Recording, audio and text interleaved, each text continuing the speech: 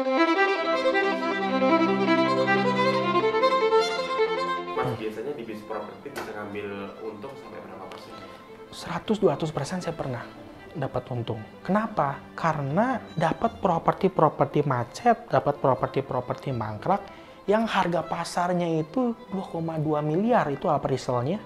Saya akuisisi cuma 600 juta. Dan itu saya dapatkan dari properti-properti yang macet, properti-properti yang mangkrak. Makanya saya sampai saat ini tetap saya pertahankan bisnis ini. Kenapa? Karena saya bisa dapat untung yang lumayan dari properti itu sendiri. Yang satu sisi di situ pun saya ada unsur menolong orangnya.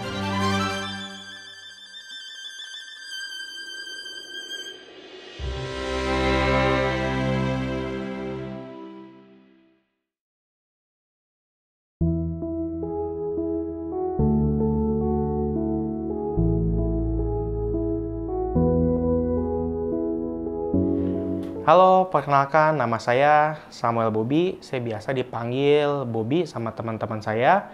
Saya kelahiran tahun 95, asli orang Bandung. Saya saat ini sedang berwirausaha di daerah Jakarta dan juga daerah Bali. Saya saat ini sedang menggeluti bisnis di bidang properti, tapi properti yang saya geluti itu bisa dibilang sedikit unik ya. Kenapa? Karena saya sangat suka sekali mengakuisisi properti-properti yang macet, properti-properti yang mangkrak, rumah-rumah yang bisa dibilang rumah-rumah hantu tuh ya, yang udah lama ditinggalin sama orang-orang gitu ya, tanah-tanah kosong, gedung-gedung terbengkalai. Nah itu biasa yang saya akuisisi, yang memang saya olah, sehingga akhirnya itu saya bisa mendapatkan profit dari jual beli properti itu sendiri. Sebenarnya saya juga nggak pernah nyangka sih bisa masuk ke dalam atau akuisisi properti-properti yang macet. Sebenarnya ini tuh terjadi kurang lebih sekitar 7 tahun yang lalu ya. Waktu itu saya tuh baru lulus kuliah di salah satu universitas di Bandung. Dan memang waktu itu nggak tahu kenapa cari kerja itu nggak gampang. Jadi saya cari kerja yang memang waktu itu bisa gaji kurang lebih saya target UMR, tapi itu nggak dapat. Jadi akhirnya nganggur beberapa waktu sampai akhirnya saya ketemu sama koko sepupu saya yang memang waktu itu koko saya itu ada di Jakarta. Nah dia ngajak saya masuk ke dalam bisnis properti. Nah tapi waktu itu saya sedikit kurang pede juga ya. Kenapa? Karena yang saya tahu bisnis properti itu padat modal, dan sedangkan saya nggak punya modal, saya nggak tahu ilmunya bagaimana. Saya waktu itu benar-benar nol, benar-benar ngeblank lah. Tapi udahlah, karena saya nggak ada pilihan, saya akhirnya saya coba dulu ya, saya belajar dulu sampai suatu ketika itu membuka wawasan saya bahwa ternyata dengan mengakuisisi properti-properti yang macet, properti-properti yang mangkrak, itu tuh kita bisa mendapatkan properti yang harganya under value. Dan ada satu hal yang saya paling suka di sini, kenapa? Kita juga bantu orang. Jadi kita bisa dapat untung atau dapat untung tapi sambil bantu orang. Dan saya pilih dapat untung sambil bantu orang. Dan saya juga sering lihat di lapangan ya, bahwa memang banyak sekali orang-orang yang terkena kasus aset-aset macet, aset-aset mangkrak. Itu tuh sebenarnya kasihan banget kalau saya lihat gitu ya. Bahkan dengan ilmu yang saya pelajari ini, saya tuh ada rasa senangnya. Kenapa? Karena saya bisa bantu mereka. Bukan dalam hal pendanaan aja, tapi saya bisa bantu mereka untuk beresin utangnya. Ya memang saya juga di sini nggak muluk-muluk ya. Saya juga pengen dapat properti yang harganya murah. Ya jadi prinsipnya ya sama-sama win-win solution lah gitu. Saya untung, beliau juga untung gitu ya. Dan saya juga teringat sama salah satu properti yang memang saya sempat selamatin gitu ya, bahwa memang si pemilik rumahnya ini nggak tahu kenapa dia tuh sakit yang membuat dia tuh nggak bisa jalan, jadi lumpuh lah. Dan ketika dia mau bayar utangnya gitu ya, kewajibannya ke bank, dia tuh nggak sanggup karena memang dampak dari utang yang dia nggak bayar itu membuat bunga dendanya semakin lama tuh semakin naik, yang membuat ya dia jadi nggak bisa bayar gitu. Dan di situ saya tolong dia, saya beresin utangnya gitu ya. Dia juga merasa terbantu ya, sampai akhirnya ya saya jujur aja tuh jadi kecanduan gitu. Dan akhirnya saya termotivasi, semakin termotivasi ya sampai akhirnya ya sampai saat ini saya terus mengakuisisi properti-properti yang macet karena di situ saya bisa bantu orang.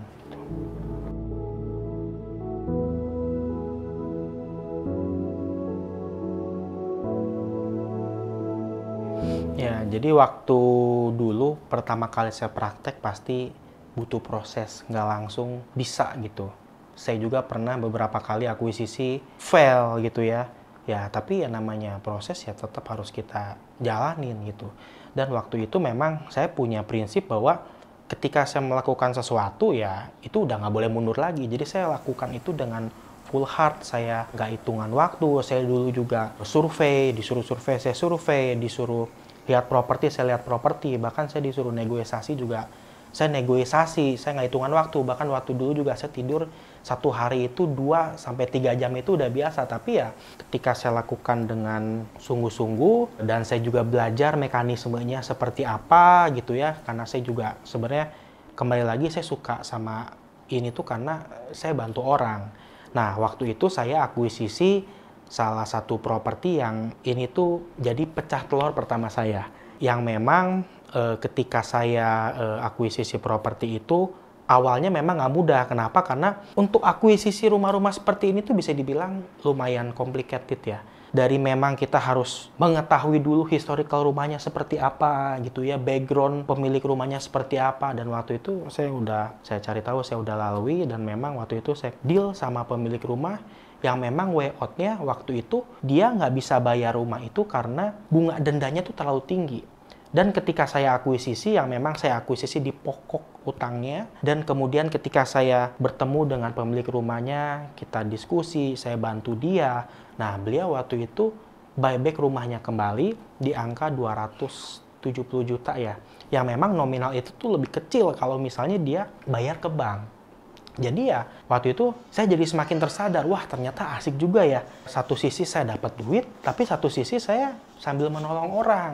Nah, itulah pengalaman pertama kali saya pecah telur, dan itu sangat berkesan ya buat saya. Orang-orang di luar sana itu selalu beranggapan bahwa kalau mau masuk ke bisnis properti ini harus butuh modal. Padahal modal itu nggak harus dari uang. Modal itu bisa dari ilmu, bisa jadi karakter, bisa dari tekad. Nah, kalau kita nggak punya salah satu dari 4 poin tadi, ya kita nggak bisa sukses. Ya, kalau mau sukses ya kita harus usaha. Nah, kalau peluang ya ketemu sama kesempatan, kita bisa jadi sukses. Nah, makanya saya selalu mempersiapkan diri saya selalu belajar supaya ketika saya ketemu dengan kesempatan, saya bisa ambil peluang itu karena diri saya udah siap. Dan waktu itu ketika saya telah memupuk diri saya dengan bisa dibilang dengan ilmu-ilmu ya, jadi saya bisa mengakuisisi properti. Di situ juga saya belajar cara pitching karena saya waktu itu nggak punya modal juga. Jadi memang awalnya agak kesulitan ya untuk akuisisi properti, sampai akhirnya saya belajar pitching. Waktu itu banyak sekali orang-orang juga yang modalin saya beli properti, sampai akhirnya saya bisa punya beberapa villa di Bali yang memang awalnya dari nolong orang. Dan selama kita ada ilmunya, selama kita siap diri kita, ya semuanya tuh nggak harus dinilai dengan uang, tapi bisa dengan kesiapan diri kita sendiri. Pembiayaan berapa persen sih? 70%.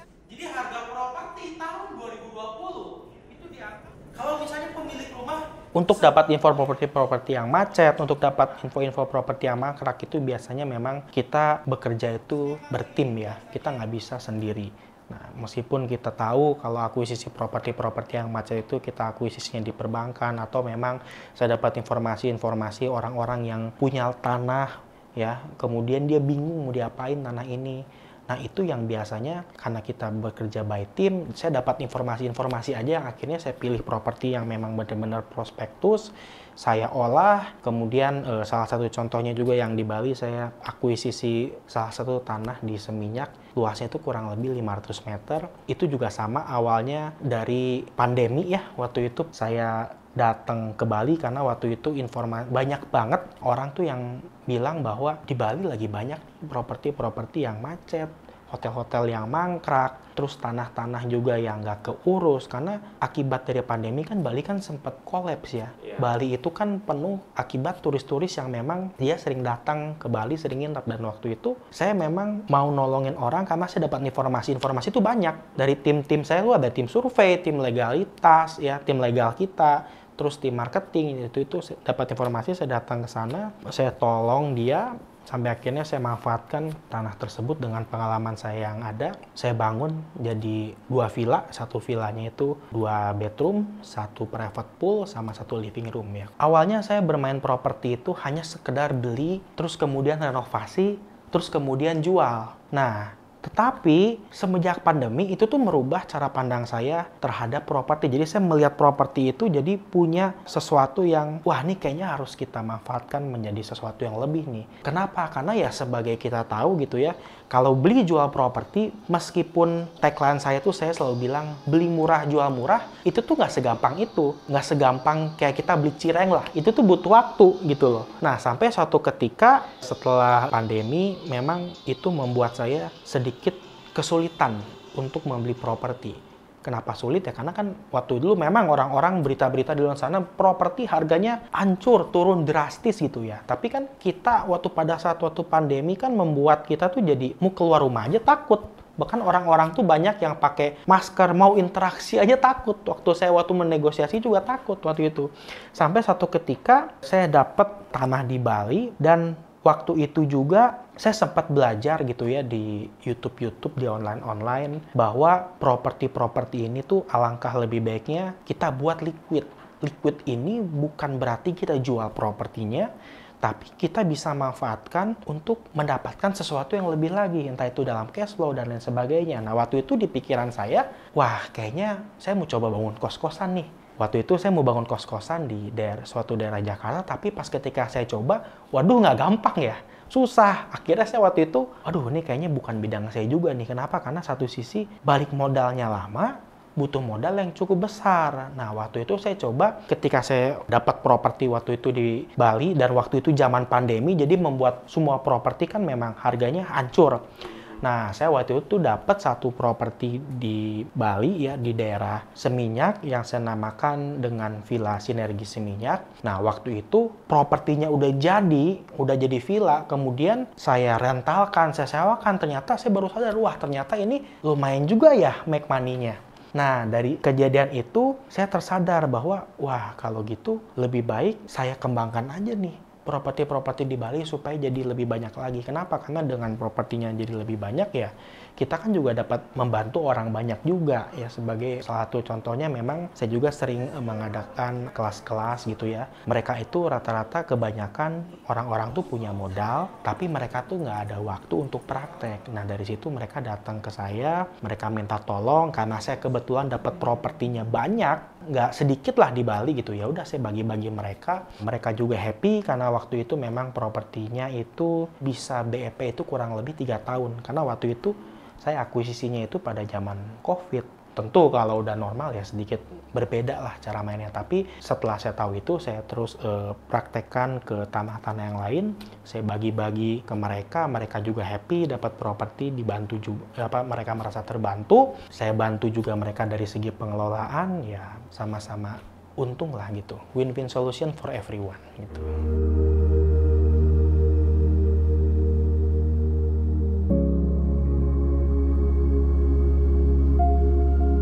Sebenarnya ini tuh tergantung daerah lagi. Kalau yang saya lakukan ini memang kalau untuk properti yang disewa-sewakan untuk saat ini Bali masih nomor 1 ya. Kenapa? Karena Bali itu kan yang pertama dia pusat pariwisata. Terus yang kedua Bali udah comeback ya karena masa pandemi kan sudah selesai. Nah tapi kalau misalnya kita bermain properti-properti yang memang untuk dijual lagi, saya lebih suka di daerah Jabodetabek. Kenapa? Karena yang pertama tim saya udah jadi, saya nggak bangun dari nol lagi. Yang kedua memang di daerah Jabodetabek ini menurut saya tuh kurang prospektus kalau misalnya kita bangun atau kita manfaatkan menjadi cash flow ya. Karena ya menurut saya balik modalnya tuh berbeda jauh dengan kalau kita akuisisi di Bali. Jadi masing-masing daerah itu ada karakteristiknya masing-masing dan kita memang harus manfaatkan properti itu sesuai dengan daerahnya yang mau kita bidik. Sebenarnya kalau dibilang satu kunci sukses juga saya sebenarnya agak bingung ya. Kenapa? Karena yang saya rasa saya tuh masih belum sukses. Masih jauh lah dari kata sukses atau kata-kata keren. Karena banyak banget orang di luar sana itu yang jauh lebih sukses dari saya. Tapi saya juga satu sisi sadar bahwa memang jika dibandingkan dengan orang seumur saya gitu ya, mungkin saya tuh jauh di atas mereka. Nah, kalau misalnya kita flashback, kenapa bisa jadi seperti ini? Mungkin karena saya lebih mendengar apa kata-kata mentor. Jadi saya ada mentor, terus sering mendengar juga masukan-masukan positif dari orang-orang. Saya terus upgrade diri saya jaga karakter, saya jaga komitmen. Dan waktu itu juga saya sangat suka ikut event-event atau ikut seminar-seminar tentang bagaimana caranya kita bisa mengupgrade diri lagi supaya jadi lebih berkembang.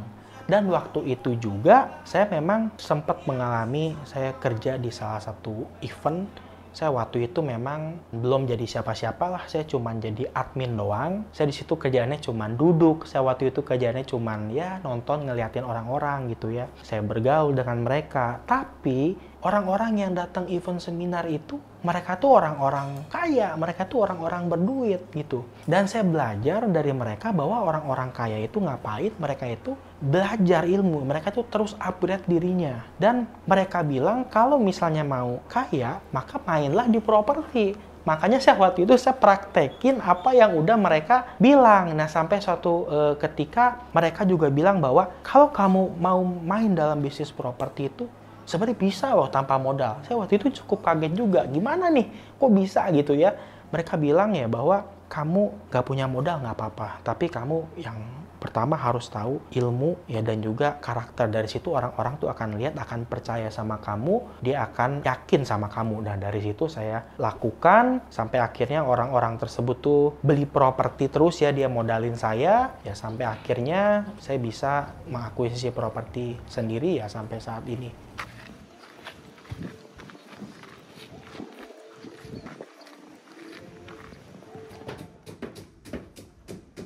Saya pernah frustasi waktu itu. Saya pernah frustasi, saya pernah depresi. Kenapa? Karena waktu itu ketika jual beli properti itu, saya memang menguasai ilmunya gimana.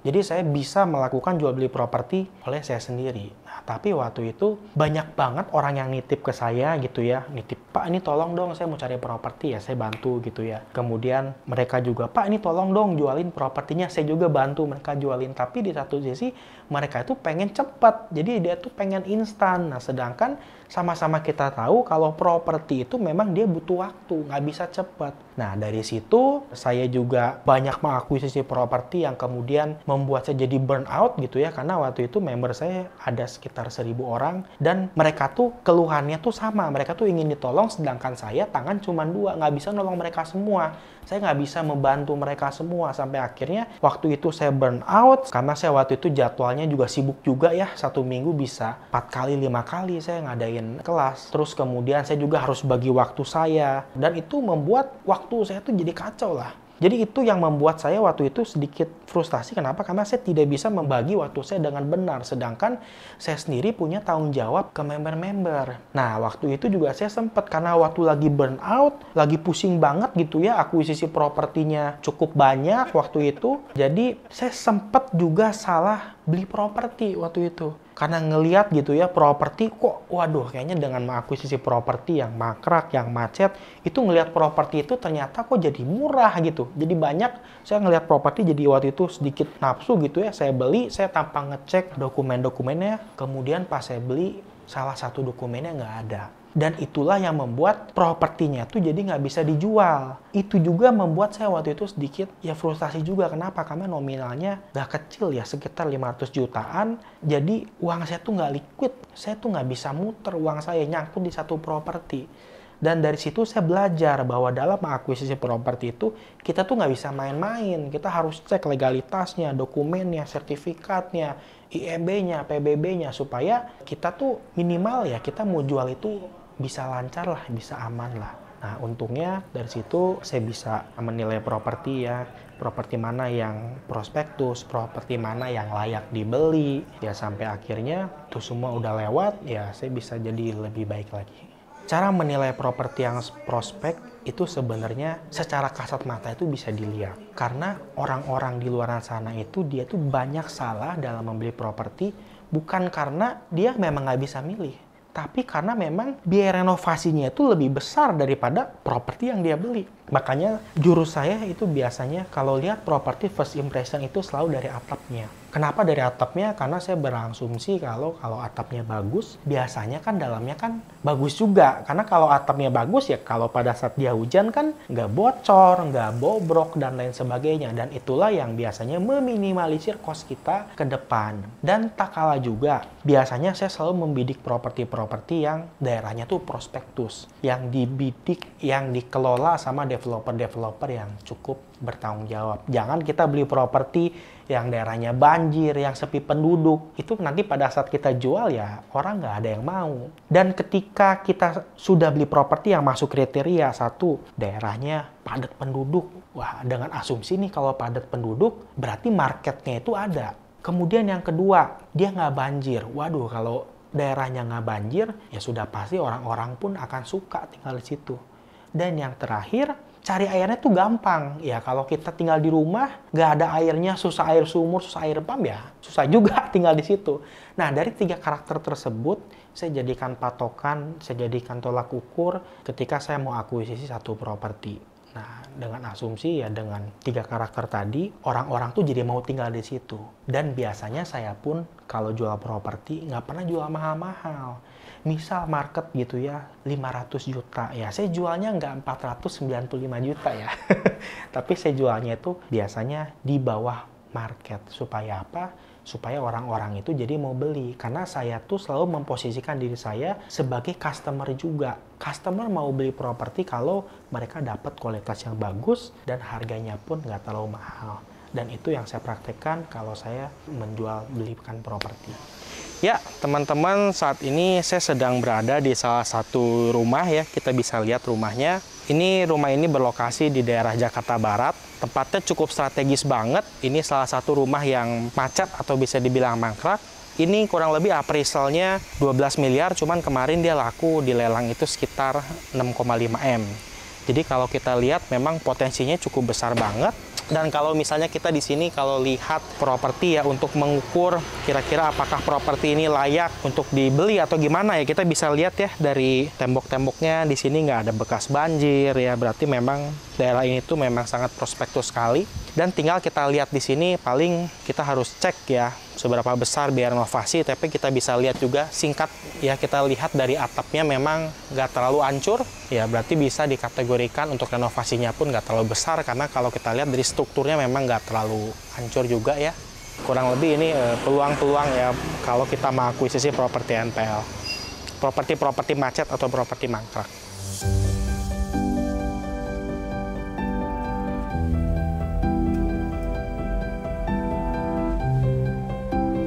Properti yang saya pegang saat ini itu rata-rata semuanya berada di Bali. Dan saya bidik daerahnya yang memang masuk ke dalam segitiga emas ya. Makanya saya hold nih sampai saat ini nih. Saya kurang lebih sampai saat ini memegang 18 unit villa di Bali. Dan di 3 lokasi yang berbeda. Tapi rata-ratanya memang seminyak. Dan itu memang rencananya memang saya manfaatkan untuk menjadi mesin penghasil cash flow. Dari situ juga saya suka. Kenapa? Karena dengan kita memanfaatkan satu properti, saya bisa menciptakan lapangan pekerjaan untuk orang-orang lokal lainnya. Dari situ saya bisa hire mereka bantu saya untuk jadi operator gitu ya, mereka bantu manage. Karena memang waktu itu kalau di Bali itu nggak tahu kenapa ya, itu budayanya tuh udah jadi dan sistemnya tuh udah jadi. Jadi mereka tuh biasa untuk menghandle orang-orang turis-turis luar. Dan saya juga sebenarnya punya mimpi kecil sih, ya namanya mimpi boleh ya. Itu saya pengennya tuh sebelum tahun 2030 punya 1000 villa di Bali. Itu mimpi saya. Kenapa? Karena target saya ya dengan punya 1000 villa di Bali, saya bisa membantu orang sekitar. Saya bisa menciptakan lapangan kerja yang memang dari properti tersebut ya kita bisa manfaatkan untuk mendapatkan hasil yang lebih lagi. Sampai kita terus develop properti-properti yang memang masuk dalam kriteria untuk diakuisisi. Sebenarnya fokus saya itu nggak juga cuman villa sih. Saya memang akuisisi properti-properti di Jabodetabek itu masih jalan lah ya. Tapi kenapa saya akhir-akhir ini suka akuisisi di properti di Bali? Karena dalam jual beli properti itu kan itu butuh waktu. Dan nggak segampang yang orang pikirkan. Saya suka di Bali kenapa? Satu sisi saya bisa menjual properti di Bali. Nah tapi sambil nunggu propertinya laku, seandainya propertinya saya akuisisi nih, terus 1 tahun lagi laku. Nah itu selama 1 tahun itu kalau propertinya udah jadi kan saya masih bisa dapat income. Dan ini sangat berbeda kalau kita main di Jabodetabek. Kalau di Jabodetabek kita memang bisa dapat untung dari properti, tapi kita nggak bisa dapat cash flow-nya. Kenapa? Karena menurut saya terlalu kecil. Ya sebagai salah satu contoh lah, ini rumah yang saya akuisisi di Duri Kosambi.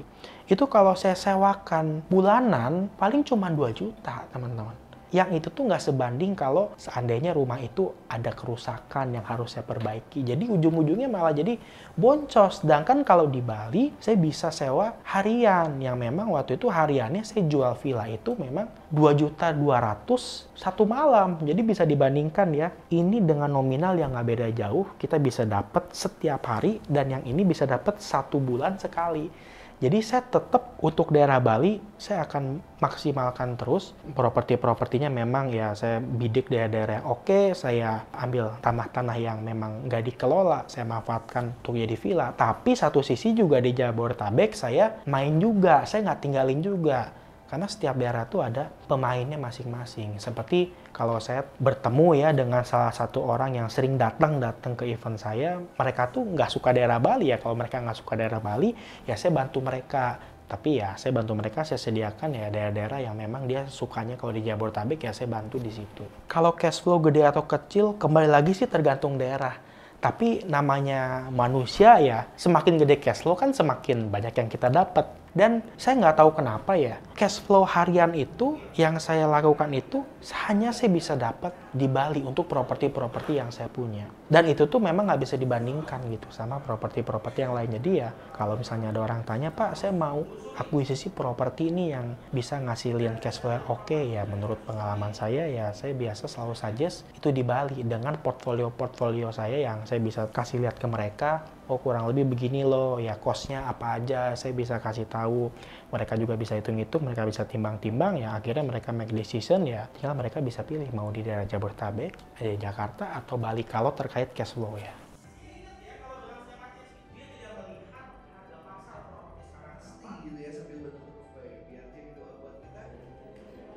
Mas biasanya di bisnis properti bisa ngambil untung sampai berapa persen? 100-200% saya pernah dapat untung. Kenapa? Karena satu sisi saya juga pernah ya dapat properti macet, dapat properti mangkrak yang harga pasarnya itu 2,2 miliar itu appraisalnya. Saya akuisisi cuma 600 juta. Dan itu saya dapatkan dari properti yang macet, properti yang mangkrak. Makanya saya sampai saat ini tetap saya pertahankan bisnis ini. Kenapa? Karena saya bisa dapat untung yang lumayan dari properti itu sendiri. Yang satu sisi di situ pun saya ada unsur menolong orangnya. Endgame-nya sih saya harus jujur ya, saya tuh pengen sebenarnya negara Indonesia ini atau orang-orang Indonesia ini tuh minimal dia tuh nggak salah lah dalam beli properti gitu. Pinteran dikit lah. Pinter ini bukan hanya sekedar dari mindset, tapi memang properti ini tuh bisa dilakukan oleh siapa saja. Ya kalau misalnya ditanya visi misinya ya saya juga orangnya nggak terlalu suka begitu, tapi memang saya orangnya lebih ke just do it ya, let it flow aja. Saya lakukan yang terbaik, kemudian juga saya selalu pupuk diri saya karena memang peluang sama kesempatan itu nggak ada yang tahu kapan datangnya. Yang penting kita persiapkan diri kita, dan saya juga ada cita-cita kecil lah bahwa memang saya juga ingin mengembangkan komunitas properti ini supaya minimal bisa membantu 1% lah dari penduduk Indonesia, nggak usah banyak-banyak, supaya mereka tuh bisa gitu ya, atau mereka tuh nggak salah lah dalam beli properti. Saya pun belajar dari modal nol ya, waktu itu saya ke Jakarta juga cuman dimodalin transport doang, sampai akhirnya saya sampai saat ini bisa punya kurang lebih 18 unit villa, itu juga berkat teman-teman semua.